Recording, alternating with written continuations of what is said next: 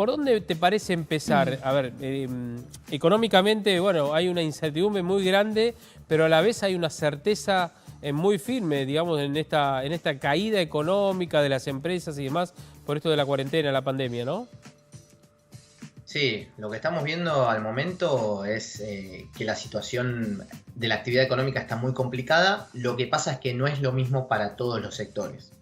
Si vos te fijas un poco, hay hoteles, aerolíneas, agencias de turismo y demás que están completamente en cero. No hay actividad económica para absolutamente nada. Hay otras que se pueden trabajar remoto, algunas de servicios y demás que siguen teniendo actividad económica, y otras que se encuentran en el medio, que están produciendo a media máquina, que algunos han vuelto a su lugar de trabajo, otros no lo han hecho, pero lo cierto es que en términos de recaudación, en términos de consumo y todo, la economía argentina en este momento está más que nada paralizada. Se vio los primeros indicadores que hay, particularmente la ciudad de Buenos Aires en términos de recaudación, vienen con una baja del 40% en términos reales en la recaudación. O sea, la ciudad de Buenos Aires no está recaudando absolutamente nada. Y en la nación está pasando algo similar, en un contexto en el cual las provincias también necesitan de esa plata, porque recordemos que parte de lo que recauda la nación después se distribuye también a las provincias, Claro. y eso obviamente afecta a todo, a cada una de las provincias. Entonces lo que estamos viendo ahora es un momento en el cual la recesión está siendo muy fuerte y no hay desde el lado fiscal demasiado alivio para las empresas. Sí se han hecho algunos programas para pagar la mitad de los sueldos de algunos empleados, siempre y cuando estén afectados, pero primero que muchos no se han puesto en marcha todavía, y después que las empresas tienen que seguir pagando sus compromisos tributarios porque no les han sacado ahí el pie de la cabeza, digamos. Ahora, hay muchos sectores que le están pidiendo al gobierno flexibilizar. El gobierno está haciendo una evaluación del impacto que sería abrir las empresas, no por la empresa en sí, sino por la cantidad de trabajadores que se desplazarían en todo el país, y eso es lo que pone un poquitito el freno. ¿Vos cuál crees que es la actividad que debería abrirse en lo inmediato? Es decir, para empezar a morigerar un poquitito este impacto negativo. A mí me parece, bueno, primero que yo creo que habría que tener bastante cuidado con las que son remotas, digamos. Todas las actividades que se puedan hacer remotas, llámese consultoría, llámese, digamos, todas las que se puedan hacer desde sus casas deberían continuar de la misma forma, eso sin dudas. Por otro lado, hay ciertas industrias que requieren de estar en movimiento en este momento, ¿no? Requieren de volver a encender las máquinas en gran parte. Estoy hablando de sectores recontra heterogéneos dentro de lo que puede ser la industria en sí, ¿no? Pero, por ejemplo, alimentos es la que hoy se está sosteniendo, básicamente. Hay algunos que dicen, estoy produciendo menos de lo que producía antes, pero me mantengo de la misma manera, pudiendo hacer algo de mis actividades. Hay otras que ni siquiera están pudiendo funcionar, y sobre todo en lugares que, si tomás las medidas sanitarias, los recaudos que tenés que tomar entre los distintos empleados, deberías volver a tener funcionamiento en ellos. Digamos, ir levantando gomería, ferretería y demás son muy puntuales, y yo creo que si se pudiera armar un esquema en el cual las propias empresas se hagan cargo, digamos, de que el distanciamiento de que se pueda ir por horarios flexibles, digamos, no que todos tengan que ir a la misma hora, horarios rotativos, la ecuación sería bastante más lógica. De todas maneras, reitero, acá los economistas nos tenemos que correr un poco de las necesidades que hoy está marcando la pandemia en sí, ¿no? Digamos, ahí los infectólogos saben más que nosotros lo que pasa, pero lo cierto es que hay actividades que, si les siguen pidiendo pagame todos los impuestos, pagá los sueldos y demás, y no factures, evidentemente algo no van a poder, y eso se está viendo en la recaudación del último tiempo. ¿Y cuál es la empresa o el sector que le va muy bien en esta pandemia? Bueno, el de salud le va muy bien, el de telecomunicaciones le está yendo muy bien. ¿Pero de salud cuál? Porque las prepagas, lo que están diciendo, estamos teniendo un gasto muy grande y no nos están pagando los afiliados. Perdón, más que nada. ¿Laboratorios? Laboratorios están teniendo actividad, sí, bastante bien, digamos, comercio es lo que tiene que ver con farmacias y demás, se está yendo bien, todo lo que son empresas de delivery y demás les está yendo muy bien, con lo cual hay ciertos ganadores, pero si haces una ecuación, los ganadores son muchísimo menos que el total. Digo, las empresas también que pueden continuar con trabajo remoto no están teniendo demasiadas alteraciones.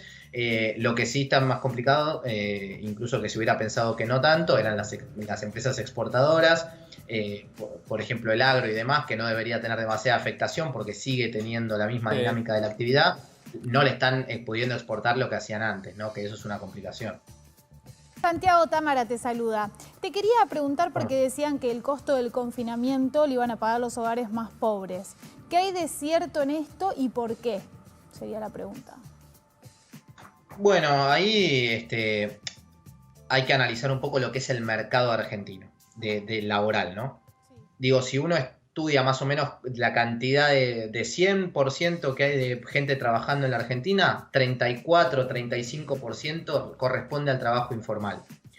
Del otro restante, del 65% restante, hay un 25% que es monotributista, autónomo, toda gente que depende de que la actividad económica esté en funcionamiento. Un peluquero, un psicólogo, digamos, todas esas actividades que van a depender de que vos hagas cierta actividad para estar facturando.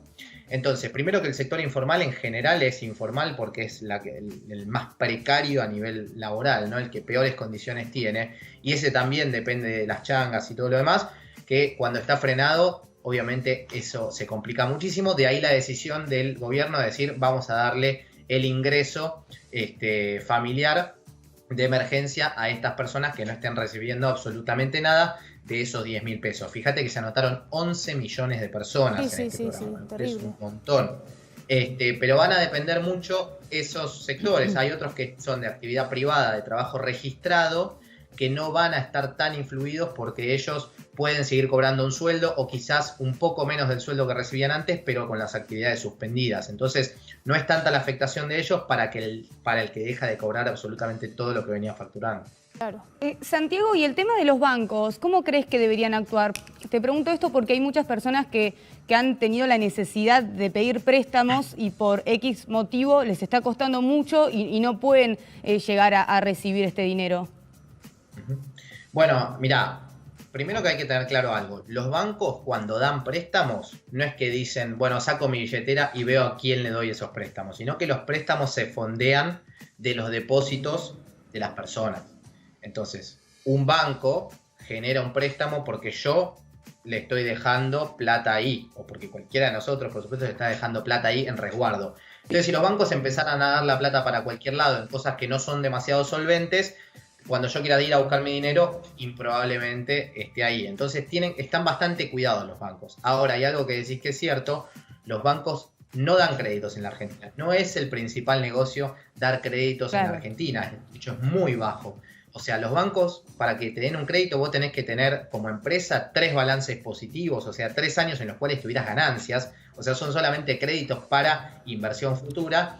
Y no te quieren prestar cuando estás complicado, que esta es la situación actual, porque dicen, no le voy a prestar, encima que me fijan una tasa de interés del 24%, no le voy a ir a prestar, asumiendo un riesgo alto, con una tasa baja que yo voy a poder tener de ganancia, comprometiendo los fondos de los depositantes acá, con una empresa que por ahí no me la puede devolver. Entonces los bancos están diciendo, yo no presto, o solamente voy a prestar si el Estado está detrás asegurándome que de alguna manera, claro, me lo vas a cubrir. Claro. Y eso es el FOGAR que conocimos en este último tiempo, que ya puso 100.000 millones de pesos.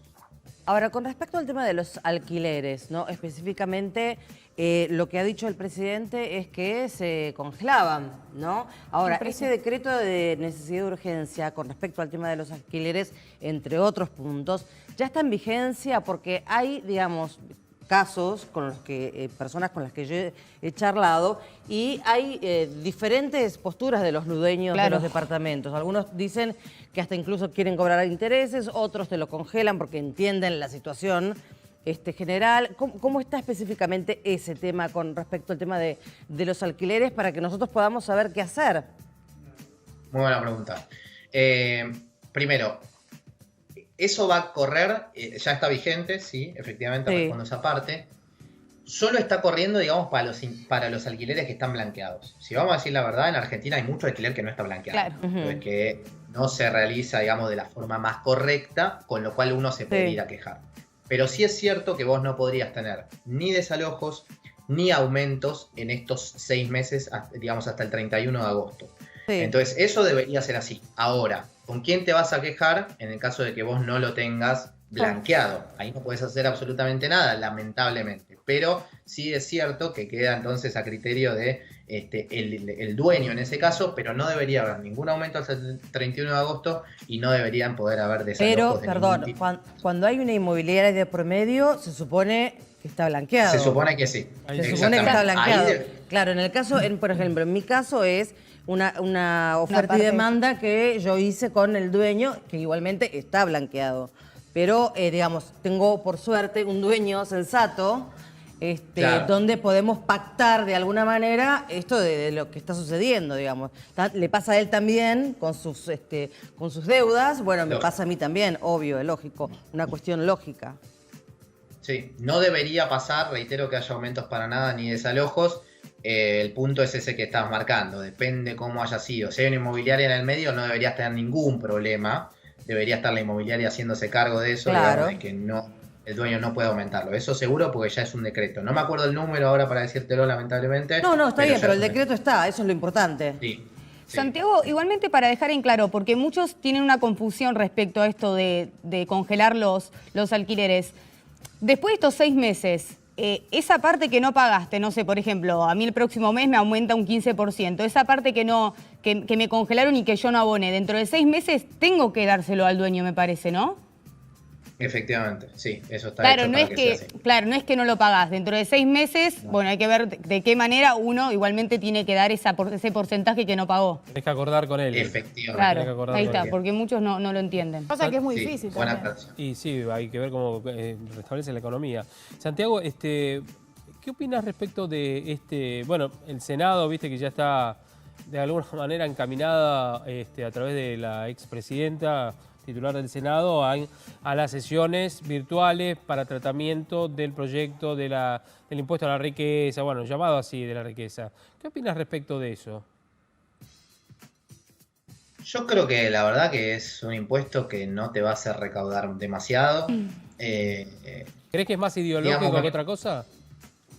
Sí, de todas maneras se está discutiendo en el mundo, no es una discusión válida para dar, pero pensemos algo, cuando a nosotros nos dicen impuesto de emergencia único, extraordinario, va a ser la única vez que te lo cobro, pasan dos cosas. Primero, que eso no sucede, y segundo, que alguna connotación negativa tiene, porque te dicen, bueno, evidentemente no está tan bueno este impuesto, por algo no te lo cobro todos los años de la misma forma y lo hago progresivo según escalas, como puede ser ganancias, por ejemplo, sino que es un impuesto que en realidad atenta un poquito contra la creación y generación de capital, pero que como es una situación excepcional, cobrémoslo. Entonces, reitero, no me parece mala discusión, me parece que está bien hacerlo, pero pensemos que yo te cobro a todas las fortunas 2% más de lo que ya te cobro, porque ya pagan bienes personales, o sea, más de lo que ya pagás, 2% más. El desincentivo que tenés a quedarte en la Argentina es enorme.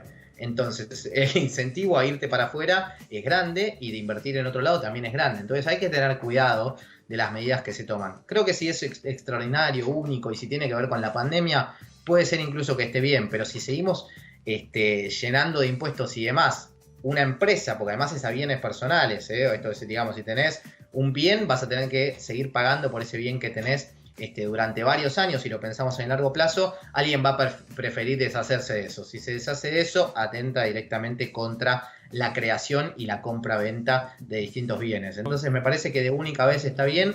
El asunto es que en la Argentina los impuestos de única vez no suelen quedar de única vez, como por ejemplo el impuesto al cheque o el impuesto al débito al crédito, que nació hace el año 2001 como emergencia. ¿Sabés por qué te pregunto? También sí, porque, bueno, no sé si la habrás escuchado, me imagino que sí, a Susana Jiménez, que ayer, después lo va a contar bien de Andrea, pero entre otras frases, Susana Jiménez dijo, la verdad, no sé para qué blanqueé. Acá en este país no habría que blanquear, pues mira lo que te pasa, para qué blanqueamos y demás. Es más o menos el pensamiento, sí, ¿no? Sí, es que, a ver, Argentina tiene ese tema de que no juega siempre con las reglas claras. Entonces te dicen, bueno, blanqueá, pagá lo que tenés que pagar por blanquear ese dinero. Lo cierto es que no haberlo tenido en negro está mal, digamos. Sí, entonces claro, también están las dos cosas. Pero efectivamente, una vez que te dicen blanqueá, te voy a perdonar lo que hiciste antes. Blanquealo y pagá lo que tenés que pagar por haberlo traído. Ya está. Claro, lo que pasa en el caso de Susana Jiménez es como que tiene algunos puntos en el pasado de estar floja de papeles. digamos, en el caso de... No, ¿se acuerdan no ustedes? tengo idea del caso de Susana Jiménez. Sutilmente, ni idea.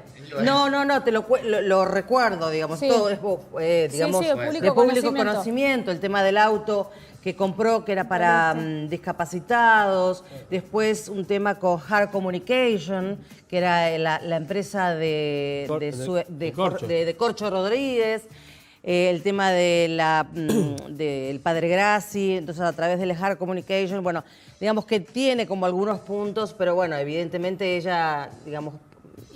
Le salió del alma. Claro, le salió- claro. Quiero obvio. repetir lo que me acaban de decir por la cucaracha, pero no lo puedo decir. Sí, No se puede reproducir, imagínatelo, no se puede Santiago, reproducir. claro. Exacto. Bueno, lo tenemos que dejar a Santiago porque sabemos que tenés radio ahora, ¿no? Sí, muchas gracias. ¿Dónde estás, Santi, ahora?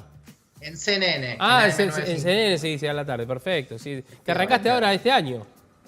Sí, con Juli Tarrés estoy. Sí, señor, así que- sí, señor, exactamente. Genio. Un gran éxito. Bueno, la próxima necesito hacerle Santi, algunas preguntas más. te mandamos un abrazo enorme, Santi, gracias. Gracias por este tiempo, ¿eh? Listo. Abrazo Nos vemos. enorme. Gracias. Abrazo a todos. Chao, chao. Adiós. Chau, chau.